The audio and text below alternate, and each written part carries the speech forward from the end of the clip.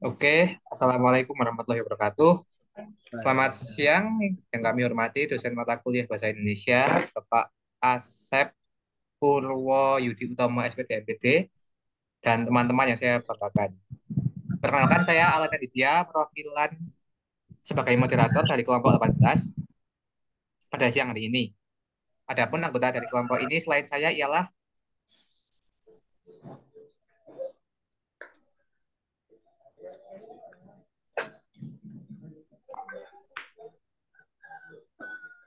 ya silahkan memperkenalkan diri dari atas.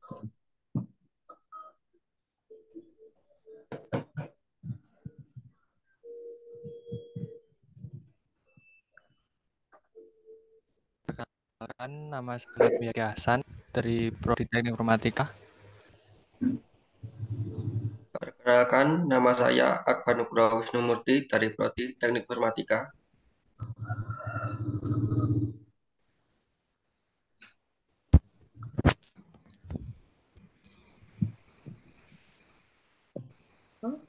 Oke, bisa lanjut aja ke Irfan. Kenalkan nama saya Irfan Setiawan dari Prodi Teknik Informatika. Perkenalkan, nama saya Jeffrey Desa Putra dari Prodi Sistem Informasi. Nama saya Mahendra Putra Diozika dari Prodi Teknik Informatika. Perkenalkan, nama saya Muhammad Hurul Mustaqim dari Prodi Teknik Informatika.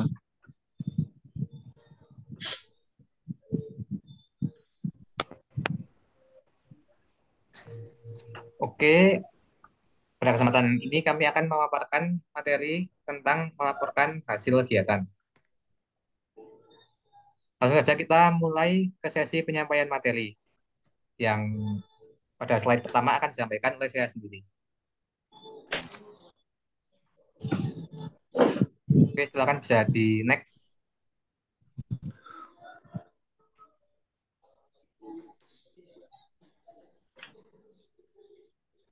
Oke, yang pertama, apa itu teks laporan kegiatan?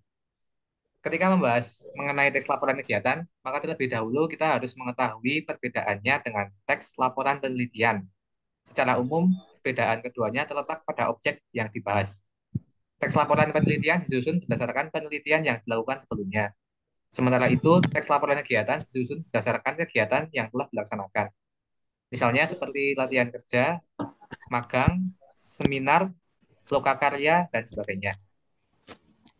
Berdasarkan uraian tersebut, maka teks laporan kegiatan ialah tulisan yang berbentuk laporan yang kemudian disusun setelah pelaksanaan suatu kegiatan tertentu. Teks laporan kegiatan biasanya dibuat untuk dijadikan pedoman dan bahan evaluasi terhadap kekurangan-kekurangan pada kegiatan yang telah dilaksanakan.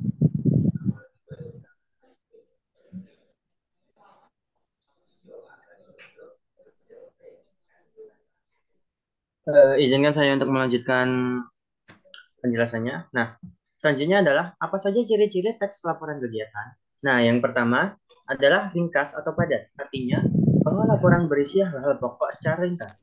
Yang kedua, itu lengkap, artinya laporan didukung sumber perpustakaan yang memadai. Yang ketiga adalah logis, artinya berisi informasi yang disertai penjelasan-penjelasan yang masuk akal dan dapat ditelusuri kembali secara metodologis. Nah, yang keempat itu adalah sistem, artinya disusun sesuai struktur dengan sistematika yang berurutan dan saling berhubungan. Nah, yang kelima dan terakhir adalah tugas, artinya disajikan dalam bahasa objektif yang langsung menunjukkan pemecahan persoalan atas kegiatan yang dilaksanakan.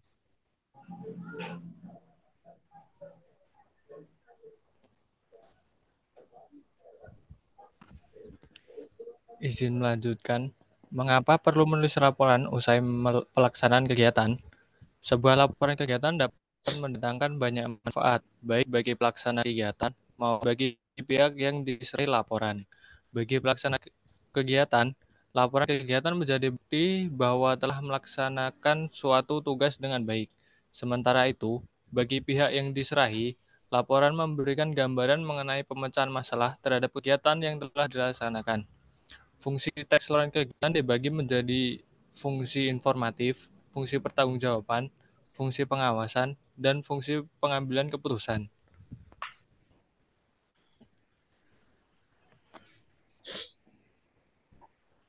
Saya akan majukan penjelasannya. Dan untuk sekarang adalah penjelasan fungsi teks laporan. Yang pertama adalah fungsi informatif. Fungsi informatif yaitu laporan dapat digunakan sebagai sumber informasi bagi pembaca atau siapapun yang berkepentingan dengan laporan.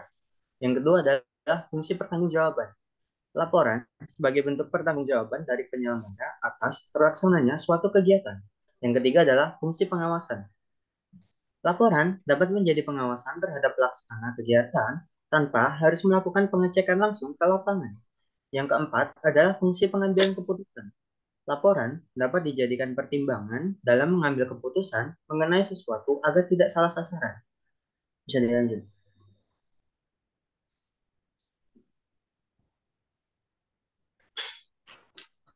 Baik, izinkan saya melanjutkan.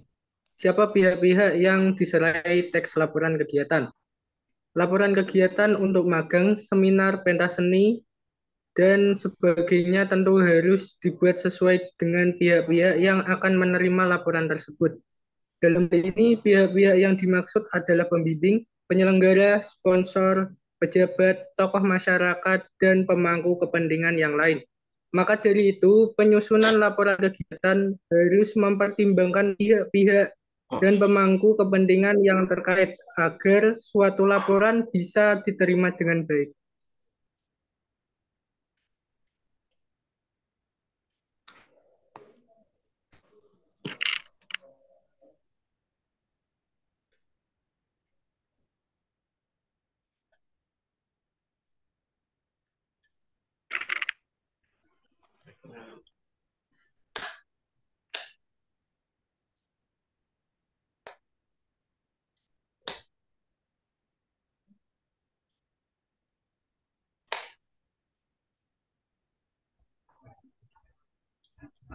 Izinkan saya untuk melanjutkan presentasi.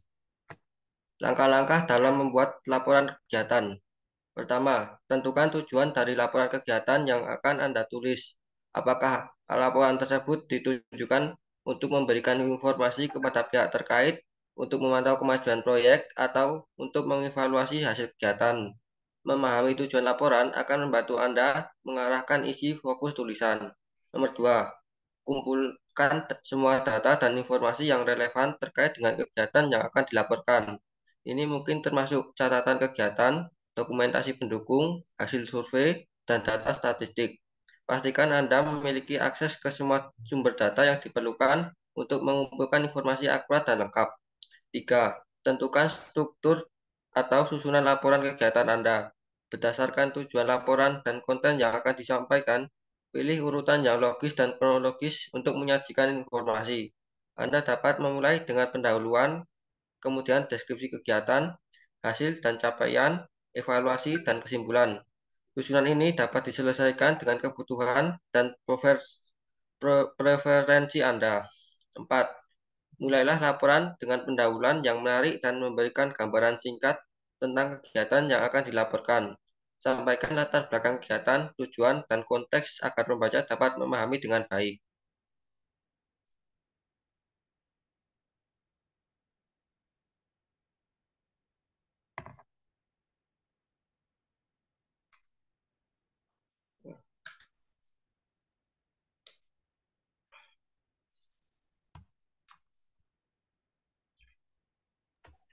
Izinkan saya untuk melanjutkan langkah-langkah dalam membuat laporan kegiatan. Yang 5, jelaskan kegiatan yang dilakukan dengan rinci, sertakan informasi tentang tempat, waktu, dan durasi kegiatan. Pastikan untuk memberikan deskripsi yang jelas dan terperinci agar pembaca dapat memahami secara lengkap apa yang telah dilakukan. Jelaskan penyampaian dengan baik dalam bentuk angka, statistik, produk, atau layanan yang dihasilkan. Sertakan juga informasi tentang dampak yang dicapai dan bagaimana kegiatan tersebut berkontribusi terhadap tujuan kegiatan. 7. Tinjau keberhasilan dalam mencapai tujuan. Identifikasi tantangan atau hambatan yang dihadapi dan sertakan saran atau rekomendasi untuk perbaikan di masa mendatang.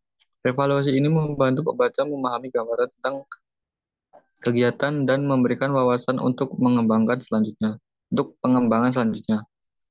8. Buat kesimpulan yang padat, yang merangkum laporan kegiatan secara keseluruhan. Sampaikan ringkasan tentang apa yang telah dilakukan, hasil yang dicapai, dan pesan penting yang ingin disampaikan.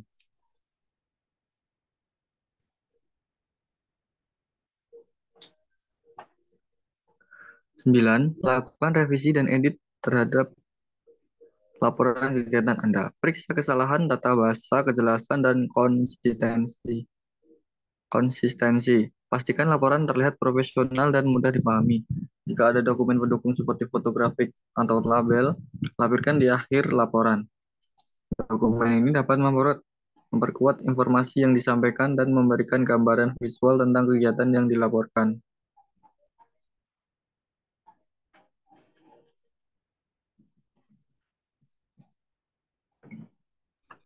Yang berikutnya ada struktur teks laporan.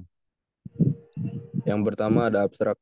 Abstrak adalah genre mikro yang berisi ringkasan seluruh penelitian yang dilaporkan. Abstrak juga disebut ringkasan atau intisari. Abstrak berfungsi secara sosial untuk menjelaskan secara menyeluruh isi penelitian. Yang kedua ada pendahuluan. Pendahuluan merupakan tahapan yang berfungsi untuk menyatakan latar belakang penelitian yang telah dilaksanakan. Permasalahan yang diteliti, tujuan penelitian, manfaat penelitian, pentingnya masalah itu diteliti, dan pendekatan atau metode atau teknik yang digunakan untuk mencapai tujuan tersebut. Yang ketiga adalah landasan teori. Landasan teori berfungsi untuk menyampaikan ulasan teori yang digunakan untuk memecahkan masalah yang diteliti. Yang keempat ada tinjauan pustaka. Tinjauan pustaka yang berfungsi untuk menyatakan perbandingan antara penelitian yang dilaporkan itu dan penelitian-penelitian sebelumnya.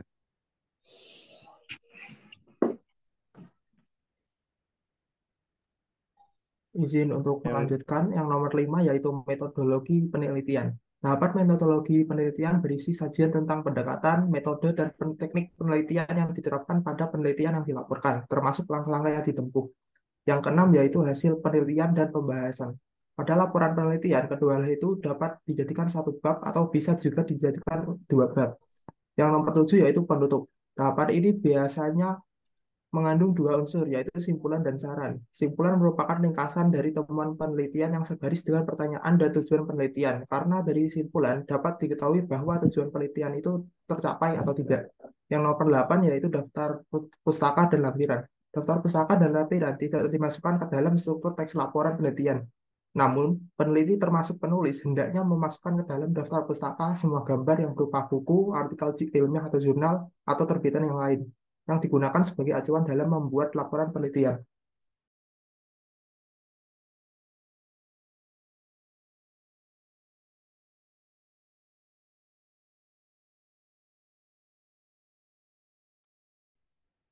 Oke, selanjutnya adalah sesi tanya jawab. Karena ini merupakan media digital, kami persilahkan para pemirsa untuk memberikan pertanyaannya lewat kolom komentar saja. Demikian presentasi dari kelompok 18. Saya sebagai moderator pamit undur diri. Mohon maaf atas segala kekurangannya dan terima kasih untuk perhatiannya. Wassalamualaikum warahmatullahi wabarakatuh. Waalaikumsalam warahmatullahi wabarakatuh.